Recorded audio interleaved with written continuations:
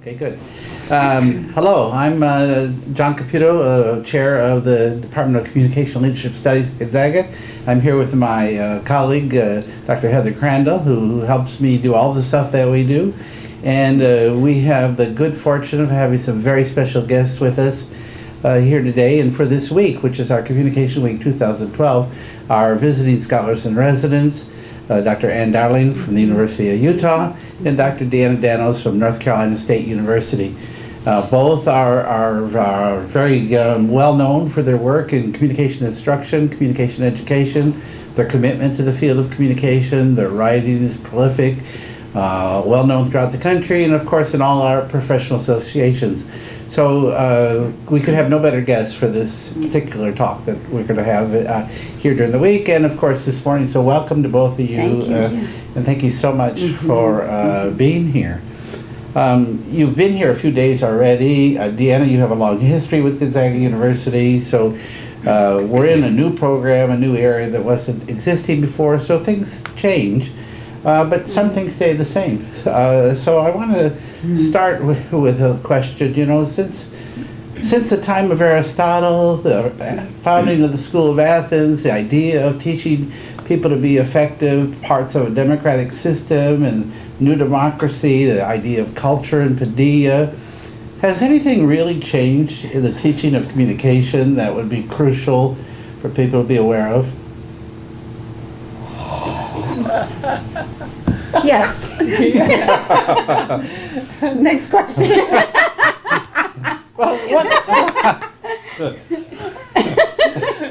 Well, like what? Other than the extensions of media extensions and so on, are the basic principles of what it means to be a good citizen and how to use our speech to help and make the place better? Has something significant gone on there that we should be thinking about? I think the constraints and the problems have changed in terms of the ways in which we and our students need to interact with the world. So I think technology has brought in new constraints and problems for communicators to manage. So I think those kinds of things have changed, even from back when I was at Gonzaga and did not have a computer, right? So I had to figure out my way to manage my way through the world here and through education here. So I think the constraints and problems have changed, and I think access to information has changed, as well as access to, as well as a broadening of abilities to communicate globally, internationally. So those are some of the things that I think has changed, some that bring opportunities and difficulties. I would agree with that. I think that we know even from the beginning that time and context mattered in communications, always mattered. Where are we? Who's here? And how long are we going to be together? And technology has completely changed that. Time and context are always fluid and shortened, and so I don't know that I could figure out how those things change communication, but I know they must, because communication is so time and context dependent. So I think it's real exciting. I think technology has changed the way we do relationships, right? So I watch my stepson interact with his girlfriend, and I watch the choices he makes. When do I text her? How do I, if we're Skyping, how do we Skype? You know, what does it mean to post something on Facebook? You know, so I think technology has changed the way we manage relationships and what we count as different types of relationships.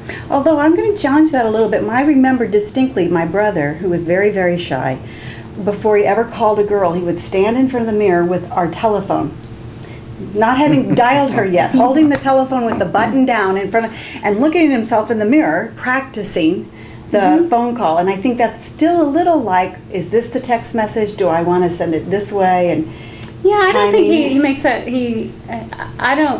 I think he's just constantly texting. they know instinctively, oh, this is a Skype thing, or this is a Facebook thing, or this Oh, I is see, a... they're choosing their mediums, okay. Right. Yeah, Right. And you as a communication person are trying to figure that out. Right. Like, I'm overlaying the interpretive right. lens.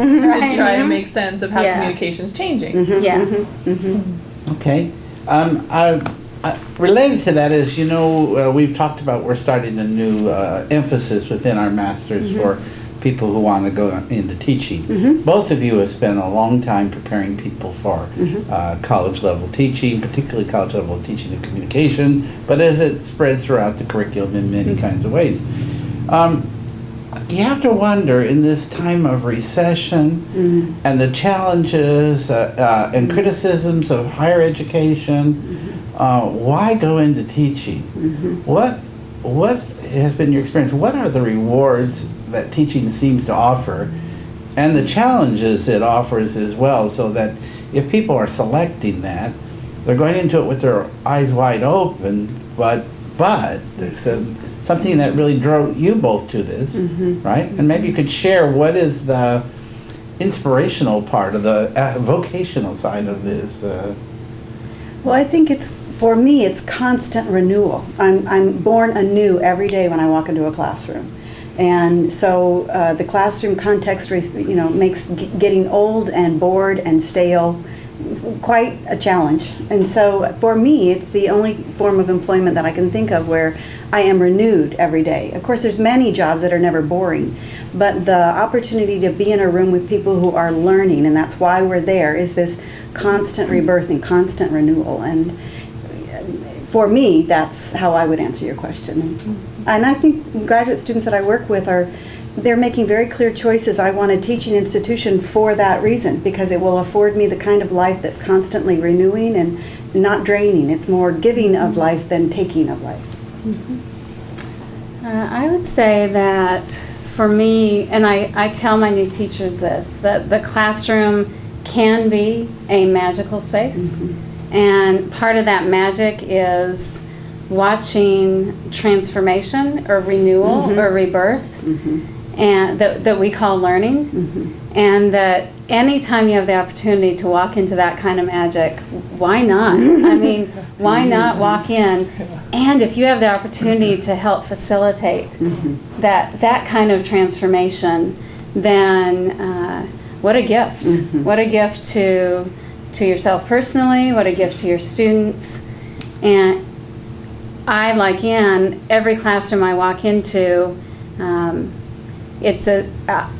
selfishly, it's about me too. And so I learn by watching that magic, participating in that magic. But why teach communication? You could teach math. Oh, Actually, I couldn't teach math, but What is it about the stuff you teach that also is part of that? well, I think if we felt like we loved math, we would have said those same words, right? But we love communication, and for me, I love communication in the same way that I love teaching. It feels like it's a constantly renewing process to engage with others, to build meanings together, build relationships. That it's always about growth and renewal, and that's why I fell in love with communication. for me, words matter. Right. And can make a difference. And when part of what I love teaching about communication is teaching students that possibility, and that it's a heavy responsibility, right? Because you can make a difference. You can tear down a relationship, you can build up a relationship, you can make someone feel offended, disrespected, you can make them feel included and respected by what you say, verbally and non-verbally. So communication for me is what matters, and to be able to teach things that will make a difference. I mean, that's what drew me in. One more follow-up, and then we'll maybe change to another topic, but you described the joy of going into a classroom and the unexpected things that could happen at any given time. Most people, when they watch this or think about classrooms, they're thinking about traditional learning classrooms. So how does the availability of multiple delivery systems change what is a classroom? And do you feel the same kinds of things sitting in front of your computer screen or creating a blog or a Skype video or posting something on YouTube that you feel when you walk into a classroom, there's 15, 20 people, and showtime. Yeah. I've never taught an online course, so I'll preface my comments with that. Good. And I would like to. I'd like to give it a try. We'll have Can I get some that on the record? possibilities. Yeah. Well, Heather invited us back this summer, so you already know this. Yeah. So I think it's a different experience. I imagine it would be a different experience for me. How it would be different without having lived that, I'm not sure. What I will say is when I write in my blog, I am imagining the teaching. I see that as a teaching context, and I'm imagining the students, whether it's students in my class, whether it's friends, whether it's the learners, if you will, that might be reading it. But for me, that part of that magic of the classroom is, walking in and having Heather say, I hated that reading. I mean, I can't do that, or what, I'm stuck. I'm really stuck with this methods project, and, and can we, that's part of it. And so I don't know how it would change if I were to do an online class. I know I would think a lot about it and figure out, like we were talking earlier in the week, how do you build a community online? And that would be almost top of my list in terms of figuring out before I did that. Yeah. Like Deanna, I've never taught online. I did a couple of years ago. I started to feel really guilty that I couldn't talk into this better, because as somebody who takes her responsibility to prepare the next generation of teachers very seriously, like both of us do, to have an absence of that size at this point in time feels very irresponsible to me, to be very frank with you. So one summer I decided, okay, I got to go there.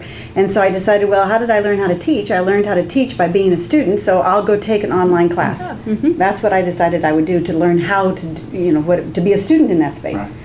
Bored, silly, could not stay tuned into the lectures, didn't want to, I couldn't see the hook. So I abandoned it, right? But since that time, it stayed cooking on the back of my brain, and I've noticed that, you've provided the opportunity for Deanna, and I spent a lot of time in the last few months. And Deanna is far more technologically, even though she's never taught online, and you hear her talk, that she only wants to teach face-to-face, her world is so interconnected. She Skypes with her daughter in the middle of us talking about class, in the middle of managing a text from a student, in the middle of talking to Kathy down the hall. And so that I'll go back to what I said earlier about time and space get evaporated, and we're handling everything in the same time. And there's got to be that magic that we're talking about, and there's got to be that renewal. I just haven't tapped into it yet. The ideas that you can do all those things at once. I have imagining, like, I have a friend who occasionally Skypes me because that's the only way she wants to communicate, and I'm learning to like it. And to know that I can be in my pajamas in the lower part and maybe a little bit more professional in the upper part, and that, and be in my home. And I think there's some parts of it that I know are going to work once I really sink my teeth into it. I think we're redefining the boundaries, and that's part of what I've been thinking about. I taught a technology and pedagogy course, and part of when I walked into that, I said, all right, what does it mean to redefine the boundaries of the classroom? What does it mean to, and I think even beyond the classroom, of these, this is my professional life, this is my research life, this is my teaching life, this is my administrative life. I think we need to rethink those boundaries. The course you're teaching for us now, though, is a hybrid. I mean, so in fact, you are teaching online. Well, that is true. But like many of our courses, they're blended. They're hybrid courses in many ways. I don't know. Again, we do the hybrid courses for several reasons. One of which is building community and trying to find ways that we can bridge both the technology and the kind of learning environments that we want. And of course, when students come for a course like yours, they're kind of pleased. I mean, most of them don't necessarily want to stay where they are to do their work, but they have limited choices. So education does need to come to them rather than them come to Right. education. But how are you finding your navigation right now? It seems like you're doing pretty well. Well, it's been interesting because what I will say is that we interacted with the students online prior to getting here this week. And all the things we talked about in our lecture, I think we played out. We said, oh, what do you think of this? What kind of student is that? You know, we got this email from here, and let's look at names. So we were using all the cues we could get to make sense of this class. And then we got together for our first class, and I think both of us had to step back and go, okay, those cues, Some of them were useful. Some of them were useful, and some of many them were not. And just in our 3 hours together, the game changed, and we had I think they felt like a community before coming in. I'm not sure we felt like a community until we saw them, but now we do. Right. And I think once we leave and interact with them online, that community will stay. Yeah. I think they felt like a community because they're more used to doing That's it, right. and we're not. Right. We're Right. still figuring out how to do what we Right. want to do, how to Right. have, Right. You know, I'll finish this up and then maybe I'll turn the next questions over to Heather a little bit. But my struggle with online teaching, of course, I learned to do it before we were doing the master stuff, and I was just duplicating courses in some kind of way. And they're still decent, but they're not the same. But one of the things I missed right away was that sort of interpersonalness that I sense. And I know I read that interpersonal things work online. People, in fact, find their mates and so on and so on. Okay. But I Not wasn't. so easy. Not so easy. I had the more difficult time, maybe than even some of the students. So some of the initiatives that we have is like the photo board out in the hallway. Yeah. Is for Great. me, I don't need just their name. I don't need electronic digital thing. I need Pictures, sure. Yeah. and then we started to take photo shoots of our students the first week, and we put together a photo page, and we're now sending that to everybody, so Great. everybody can. I like to keep that right by the computer when I'm doing stuff with the class, and I do use that. But that is the reason. And in theory, I asked them, why can't we just get their photos when they apply? Well, no, because you could discriminate against people based on the way they look. So it's got to be a voluntary thing. Right. But I think most people have valued that Yeah. part, and the students appreciate getting that part too. But it is sort of that trick of how do I know my audience, and how do I relate with my audience very well, and something in that visual sense becomes important. Now I realize it's just a lag in technology again, that eventually every email should carry some sort of image or Oh, photo. sure. It'll just be like, I don't have to even think about that anymore. Right. But early days, it's still early days. Yeah. It's still about us finding what technology will help us do that missing piece that will Yeah. help build that. Well, I think No, go ahead. while you were talking, I was thinking, and we've talked about this, and this is a fascinating question. If the classroom's a magical space, it can also be a fragile space. And part of what we've talked about is, part of our job is to build trust. And because for real learning to happen, when you're vulnerable and feeling fragile and feeling like you can't do something, or there's got to be that trust. And that's a good question. How do you do that in an online technological setting? And one of the things I think of right away is trust important to learning these days with these students? I mean, yes, you think of course it is. However, a lot of students say they just want their content, especially at the graduate level, right? Give me what I have to read. Give me the assignment. Right. If you're nice, that's gravy. That's a special extra thing. But really, I have these things I have to do. I have these places in my life that it fits. How do you... That's a tough one. And by the same token, I get people in my classrooms who that's beautiful that you care about communication and learning, but I kind of need this degree so I can get onto these things, and that's lovely about your magical space. So that's a hard, you're trying to, Right. you have this idealized, this is what it could be, this is, come with me over here, this is beautiful. How how do we work with make students sense who of want, that? or how do we, Yeah. Yeah.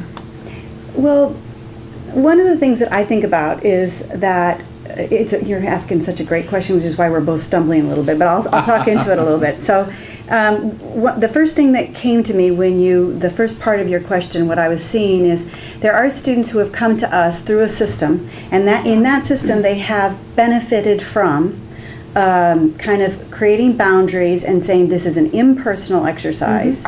And so they're bringing that to you, that offer of this is what I think it's supposed to be because so far this has worked for me. And so if somebody's offering me that as a relational bid, this is how I think we're supposed to be together, Right. I have the opportunity to say, yeah, okay, I'll take your bid and we'll do that together. Or I have the opportunity to slam it and say, no, we're not going to do that. I mean, by slam, I don't mean being violent. I mean by being abrupt and startling them, alerting them so they go, whoa. Or I can gently guide them and ignore their bids for an impersonal relationship and gently guide them towards an opening that creates a different sort of relationship. And that's usually the path I take. Every now and then, faced with somebody, I will say, this time I'm going to take the startle approach. And but mostly it's I love communication because it reminds me that everything is a bid, and I can accept it or modify it. And I can negotiate it differently. I can build my spiritual child differently. Oh, well, we won't go. I agree. I think I'd like to, that's part of building trust for me, right? If a student comes to me and says, and usually how it comes to me if I'm teaching methods, oh gosh, I need these things. You've asked me to do this project.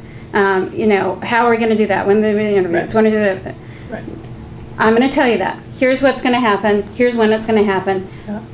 And now we're going to do some other things that are going to be really important, right? So I like to address the concern head on, right? I'm in this teaching course. I need to know how to grade papers. Great. If you see right here on the syllabus, we're going to deal with those concerns. And we're going to, and if you have a concern right now, stand up, let's talk about it, right? Let's get that out of the way. And here's some, stick with me. I tell my method students, you know what? I promise you, I'm not going to abandon you. We're going to it's going to feel like we are walking through a very dark cave. Yeah, and you might not understand. And you're not going to know where you're going, but I promise you, I've got a flashlight. I am not going to abandon you, and I'm staying with you. You stay with me, right? And especially for qualitative methods, it feels very scary for them. Very strange, So that's kind of, I deal with it up front and say, yeah, it's a good concern. Let's deal with it. Stick with me. Right? And I think that's part of building trust. Yeah, I do too. And for the people who are going to watch this, I think it's pretty important to remember that you've made a promise. And what I know you and you know me is that we fulfill that promise. Right. I think that's the real trust is not in making the promise. The real trust is fulfilling it, right? And I think that I've been in as a student in classes where teachers have said to me, "We're going to get there, trust me," and we don't. And so you have to know that our students are sitting in classes having heard promises like that have been unfulfilled. Right. And so the faith in Deanna's voice and in mine when we say trust, there's a faith in there that ears hear, but there has to be a fulfillment of that promise. And I think it's very important to, if I make a promise, in my mind, I know when we're going to get that promise met. So the ethics of communication and trust.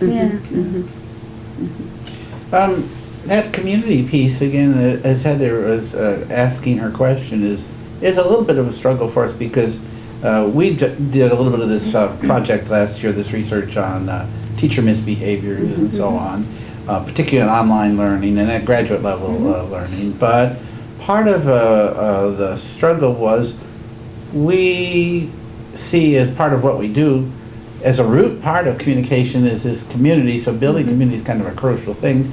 But we did find in this work that some master's degree students, particularly distant online, well, even campus, that they see it as an instrumentality. It's get my ticket punched, so I now have an MA, which will now do open up door XYZ. And so your answer that it may be systemic, and that's what we're faced with, even though we want to build community because we know that is a crucial element of what we do, they're not so sure that it's very important, and particularly when their master's degree is just what we keep thinking your master's degree is like it, right? This Yeah. should be your life. Yes, you might have some Yeah. personal things you gotta attend to over the course of a day, but really, whenever we say there's something going on here, you should be at it. You want to be at it. Well, we're finding they're saying not so much. That their community is different than our sense of what it would be.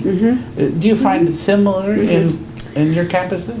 Yeah, I think in our master's program, because we serve two distinct populations, the pre-PhD population and the people who want to go out in the workplace, that I have a lot of new teachers I'm training who they got the assistantship only to pay for school, to get through the master's program, to get the job in a public relations firm, right? So all this stuff about learning to teach, well, it's fine, but I just need to get my job done. And what I recognize that up front. I say, I'm going to get you what you need to get your job done. And if you jump on board, you're going to get a lot more. So come play.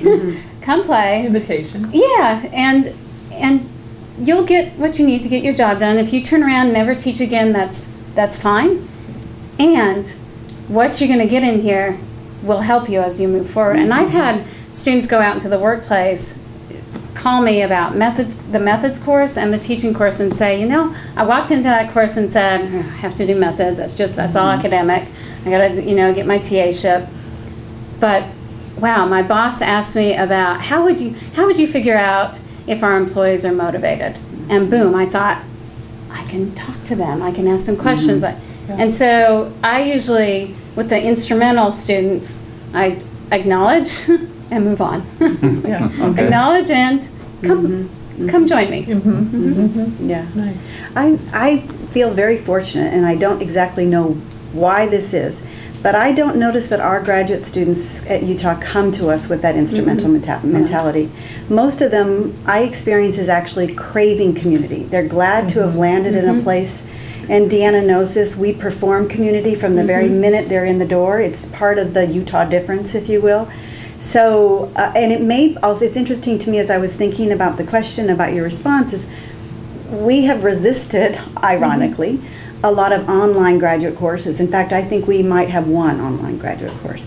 So our graduate students do not come to us, in my experience, with that as a strong, but our undergrads do. And so, what's helped me with, they absolutely do. Look, I'm not here to be your friend.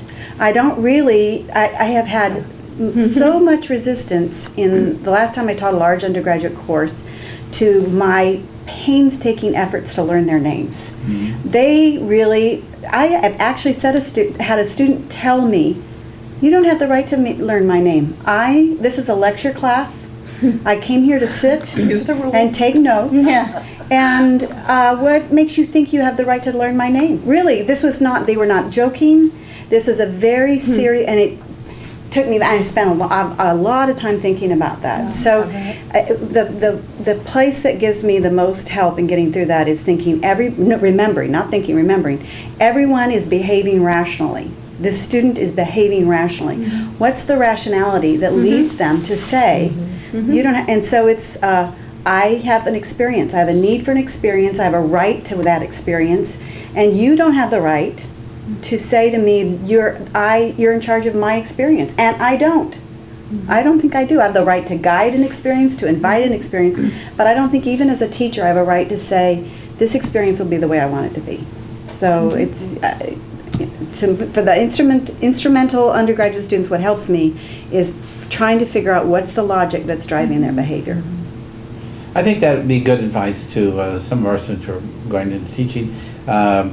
Also, that book we were talking about the other day, first year experience, first year experience. My freshman year? Yeah, for my freshman year, the idea is, okay, I'm going into an ethnographic kind of mode. I'm going to go to be the student and sort of say, oh, it's different than, this person didn't seem all that old to me to be doing this research, and that's how she got by. But even in this short time frame, her sense about the learner and the teacher and their points of view were altered pretty significantly. And although I'm primarily teaching graduate students, I couldn't escape knowing that some of that mentality is part of my graduate students as well. And so it's a real challenge.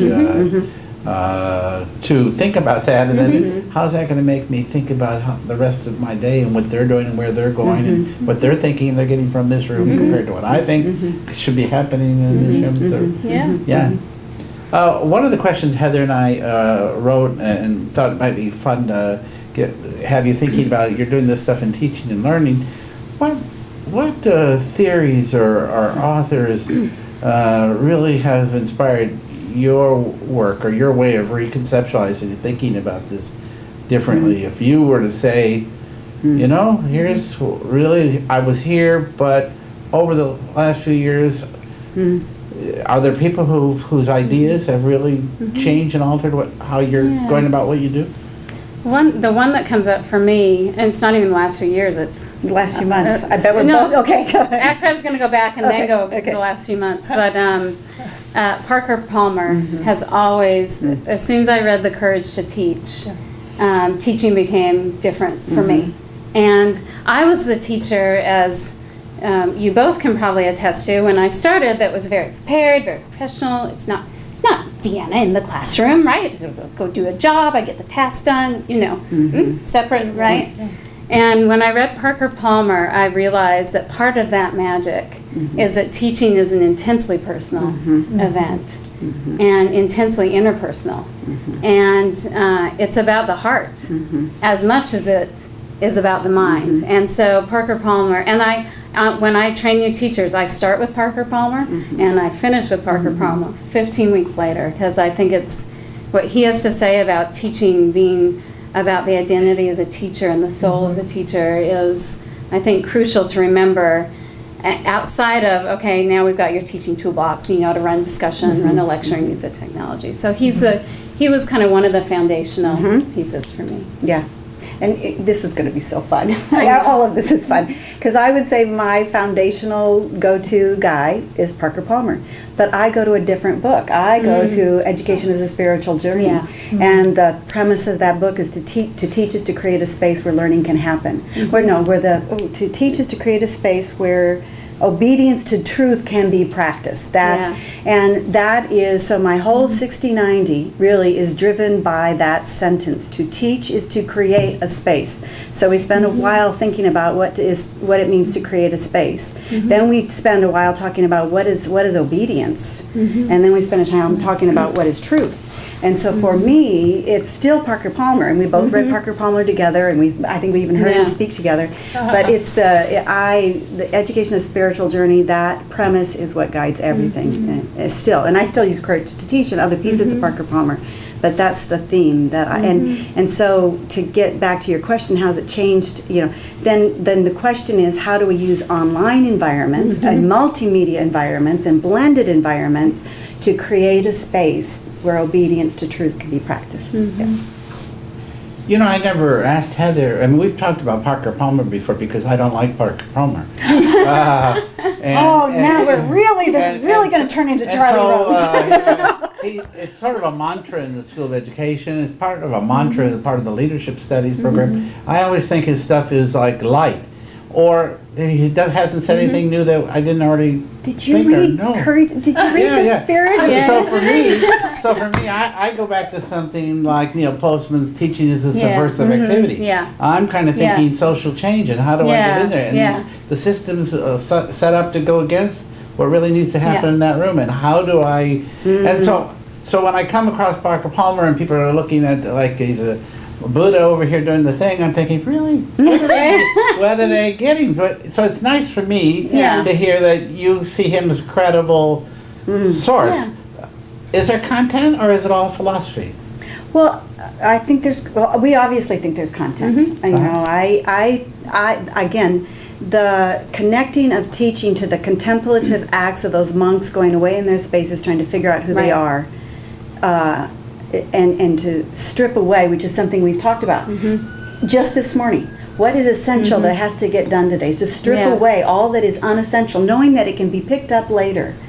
You know, I find that I find that to be very substantive and important. What's your sense on that? Well, you know, for me, I'm at a place where Frary was a very Yeah. big deal for me Yep. when I first began teaching, in terms of just changing the way I think about the space and Yeah. the possibilities within that Right. space. And also taking myself out of it some, because if I feel like I have some control over the classroom, that's artificial in a way, right?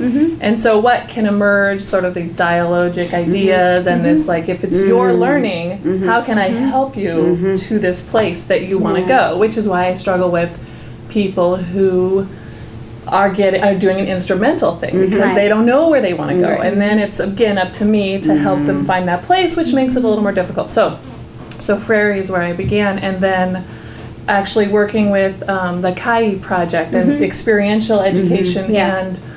and finding that when you're with a study abroad group, learning is happening all the time, and Yeah. you just have to be ready for when a student turns to you and says, "What about these? You know, how this art is positioning you to respond?" And you're like, "Well," you know, and there's your moment, and you weren't prepared for it, and so that has really helped me. And so those two Yeah. things, the Frary piece and that learning can happen, like you Yeah. both say, in different contexts, Yeah. and being ready for that experience. And I think if we were both to go kind of back, because I know we've shared this experience, but Dewey for both of us, and a lot of time in Utah we spent together talking about Dewey. And when you were talking about experiential, Yeah. right, that sort of. But recently, so when we Yeah. decided to come here, we And said do this thing that we decided to do. we said New challenge. said, we're going to shake this up a little bit, right? And so, as you've seen on this, well, you've both seen the syllabus, the readings don't look like traditional readings that you might see. And that has That was been purposeful. That was purposeful, and that's been a gift for me and rejuvenated my teaching to think about what does it mean to imagine? What does it mean to play? What does it mean to... And so I've thought about, all right, how do I think about teaching in different ways? I don't have the answers to that, but allowing ourselves to move outside of the structures of how we normally teach has been really delightful. Yeah, absolutely delightful. Yeah. Rejuvenating and Absolutely, rebirthing in yeah. ways that are way beyond what I experience normally. But I would also... Oh, yes. I know where you're going now. I don't know, really. Oh, you don't know where you're going. No, I do, but I... Okay, go ahead. Let's see how our brains are doing. Yeah. We often say we share the same brain. Yeah. Yeah, but you're leaning to the right on that. I think of all the things that we read in preparation for this, the most important to me is imagination first. Yep. Yeah. Because I think not Absolutely. only Deanna and I and our teaching and what we hope little kernels that we hope we leave behind for you all to, noodle with after we leave. Sorry for mixing that metaphor.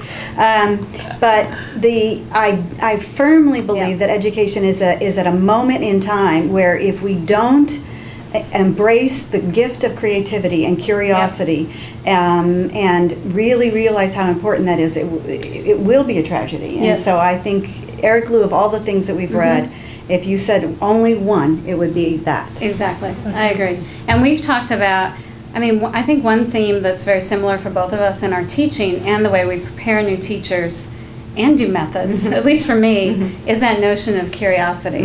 And it's so wonderful that whomever just brought in that page that said curiosity is a learning outcome, right? Yeah. We've talked about how do you teach curiosity? How do you teach flexibility? How do you teach resilience? How do you teach creativity? Those are the kinds of questions I want to be asking now at this point in my career. How do I help new teachers think about that? In addition, of course, to teach, and I think communication has a fabulous role to play in all of those questions.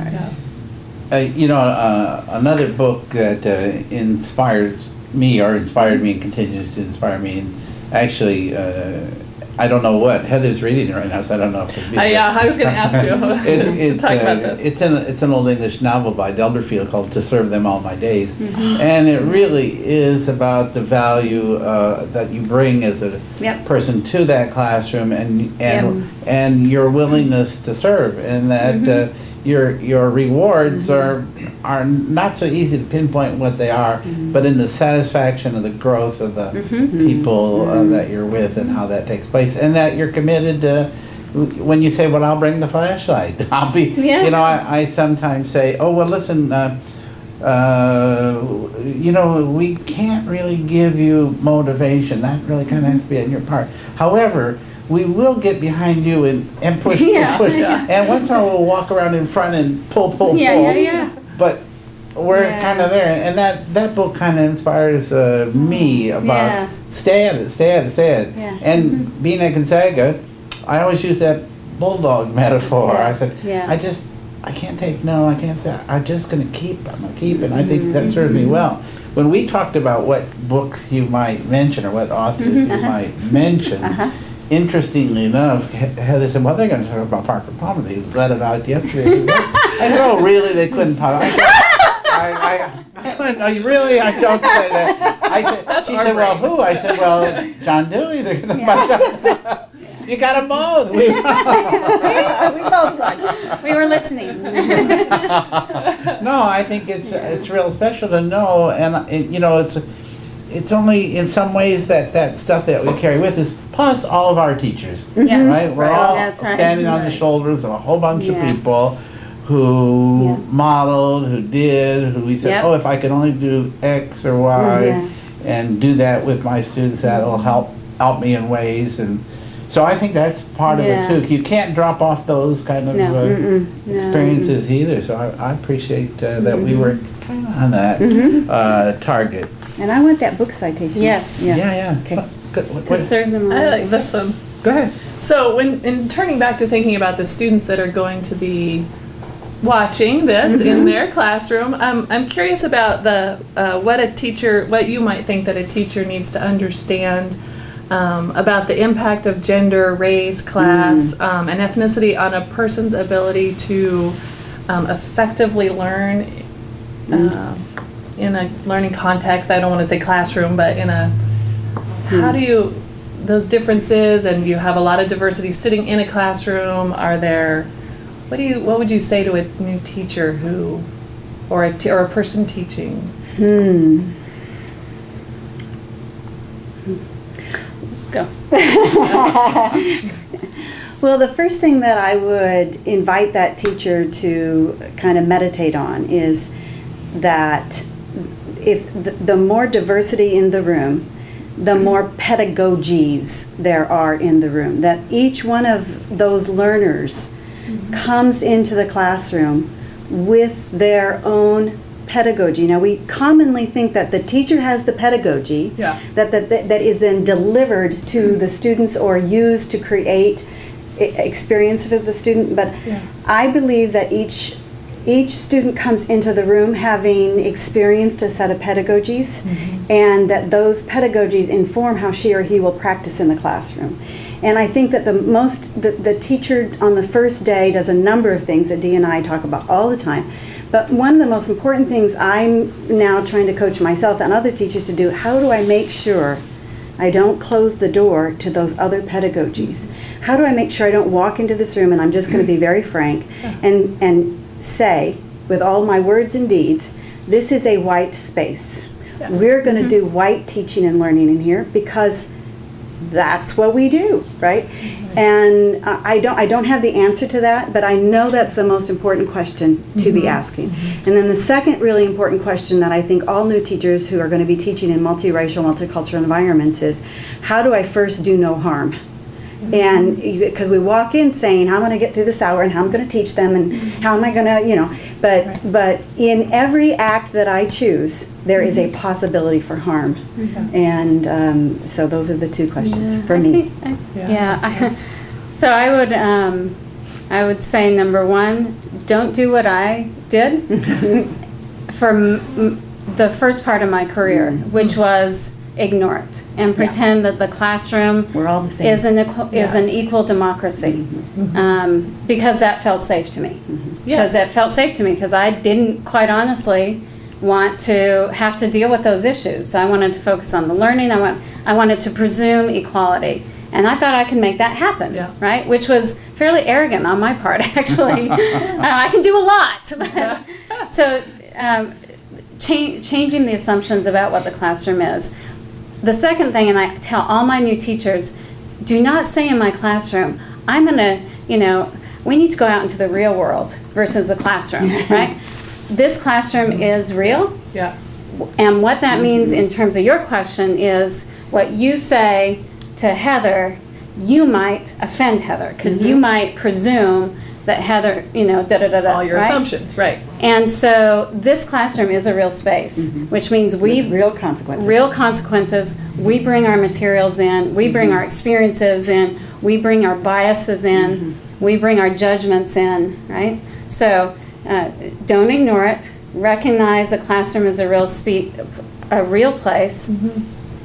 And now let's figure out how to do tolerance. And tolerance for me is, it's another tolerance and voice. Those are two things I've started thinking about, primarily because I just had an extremely amazing experience where it was obvious that my students were not equal and felt shamed and and I had to deal with it right there. So how do we figure out how to give everyone voice and how to practice tolerance? And those are the questions I ask about that now. Instead of saying, oh, it doesn't exist, I don't need to deal with it because everyone's equal, I'm going to grade everyone equally and we're going to talk. Difficult. Right.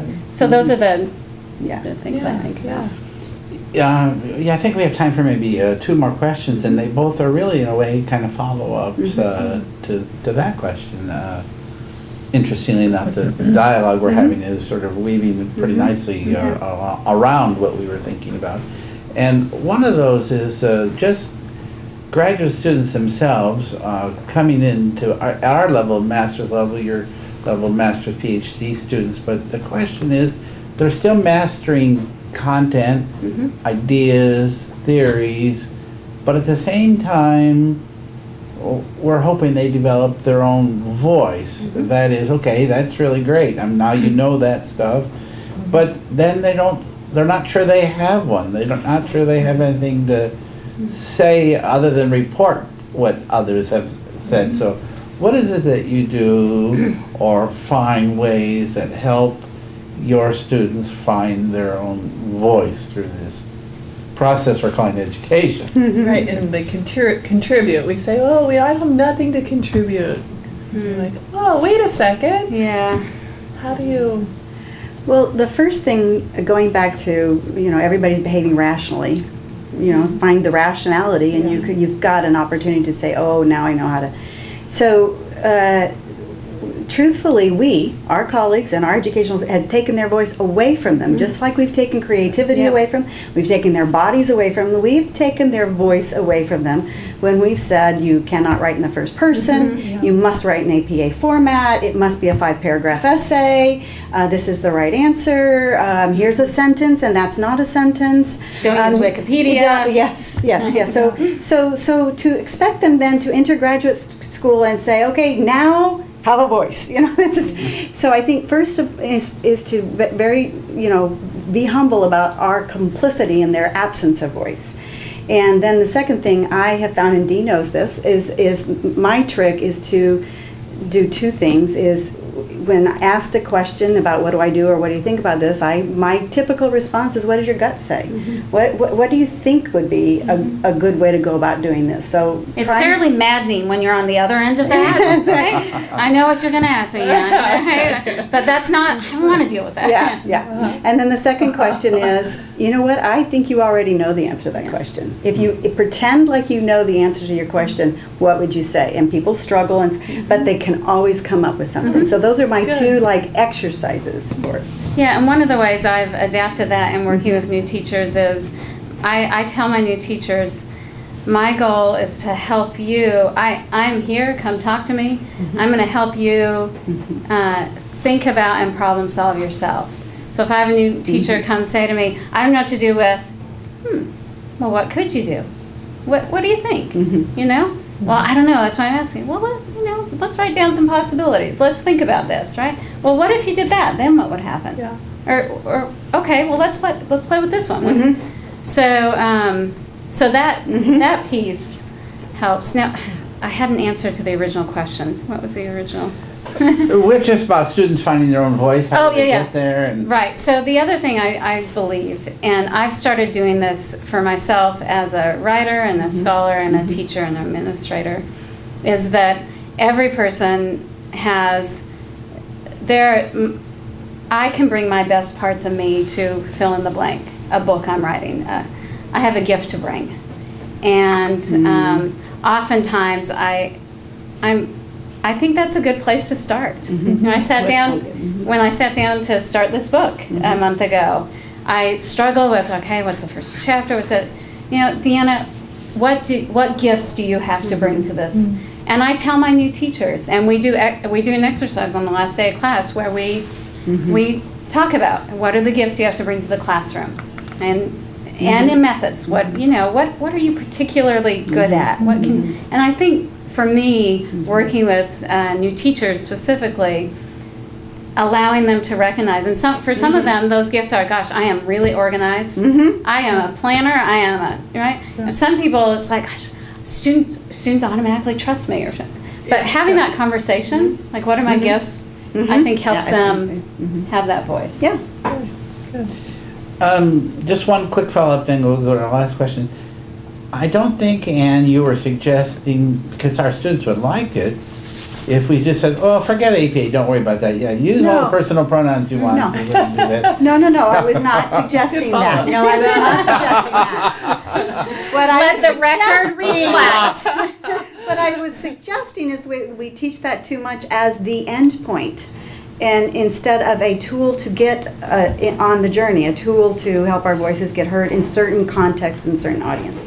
Well, and understanding the reasons Right. I talk a lot about the difference between first person and third person, and why I require first person in a qualitative methods course, right? So as a researcher, I went out and so understanding the rationalities behind the requirements. Right.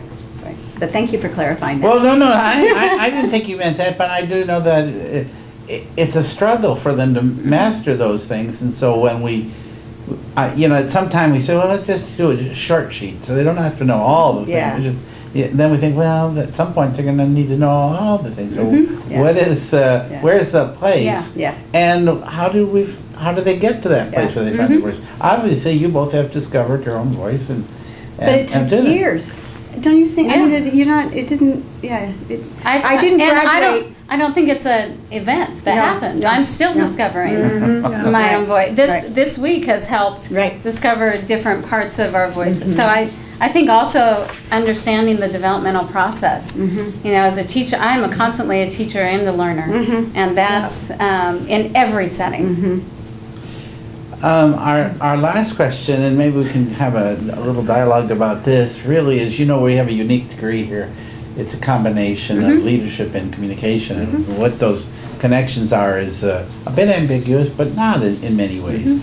And so when John Stewart was here and visited with us as a visiting scholar, we asked him what he thought about servant leadership as it relates to interpersonal communication. And the practice of servant leadership is important to many of our students because they study the process of leadership, and servant leadership is sort of the underlying philosophy that permeates our program to some degree. Now, servant leadership asks these guiding questions of leaders.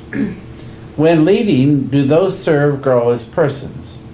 Do they, while being served, become healthier, wiser, freer, more autonomous, more likely themselves to become servants?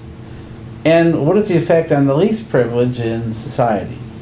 Will they benefit, or at least not be further deprived? I guess we'd like you to think about that statement as it relates to your reflection in a teaching environment. How does this philosophy play out for you? You used the expression "do no harm" before, which is a part of that. So. I'm going to go first because I'm scared of my answer, and then you'll clean up. Okay. So I got the broom. Okay, good, thanks.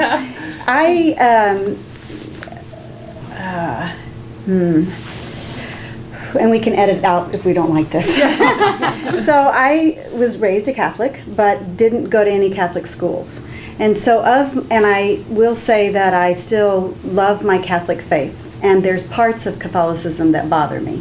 And one part of Catholicism that bothers me is the martyr, the role of martyrdom in our faith, and the way that martyrdom comes into our everyday lives, and in particular women, but not only women. And so what you've just described for me with all, love and intending love and harmlessness is a view of leadership that rests on a concept of martyrdom. Are the others better because I was here? Did I help them grow? Did I help the least among us do well? And I believe in all of those things. But I believe that the only way to really get there is if I am taking myself seriously and asking myself, am I growing in this context? Am I feeling better? Am I aware of when I'm stumbling and falling, and can I ask for a hand? And so the part of that bothers me a little bit is I think that we wear our leaders out, we wear our teachers out, and I cannot teach or lead if I am not a healthy, whole human being. And in all of those ways, if I feel loved, if I feel cared for, if I feel that my well-being is as important to the people that I'm working with as my sense of their well-being. So to me it's, and I may be stumbling where I don't need to stumble. I may hear martyrdom where I don't need to be hearing it, but that concept that I'm supposed to bleed for others and then kind of drift off into the, in the woods and die knowing I left my mark and they are all better off for my presence bothers me a little bit. Oh, that's good. I didn't hear martyrdom in that at all. Okay, see? Thank you for sweeping. And but I understand having grown right. up Catholic and having had some difficulties with that particular. But what I hear, I think it's a beautiful, and I haven't thought about teaching in this way for a while, but a beautiful way of thinking about teaching as serving. Mm-hmm. And I imagine, not unlike the dinner we had at your house, where we had a beautiful servant who was bringing her gifts to us and saying, how do you say, manja, right? Saying, eat of these gifts. Mm-hmm. And it was as fulfilling for her as it was for those around the room. So what I heard as you were saying, I immediately went to the meal metaphor and the beauty of because I love to host, and when I'm cooking and feeding, and it's for me and for them. And so when I heard those questions, I thought, wow, I haven't thought about teaching in that way in a while. And I immediately went to your house, having that wonderful Italian dinner, and watching our hostess love to be in the space. So those are the kinds of things that I heard. I completely see where you, because I agree, we're not supposed to go into a classroom and say, you got all of me, I'm gone. But so many teachers do that. Exactly. So many teachers do that, and they're spent, and then later in their careers they're cranky and burned out, and I agree. Our leaders do that, and I agree with you, that lovely meal, but John had to beg our server, our cook, to sit with us, and then she didn't eat with us. And when I think about the people who have cooked for my family and been of assistance that we would call service, I want us all to then eat together and celebrate together. Absolutely, Anything you'd like to follow up with? No, thank you. That's very helpful. Thank you. It's very good.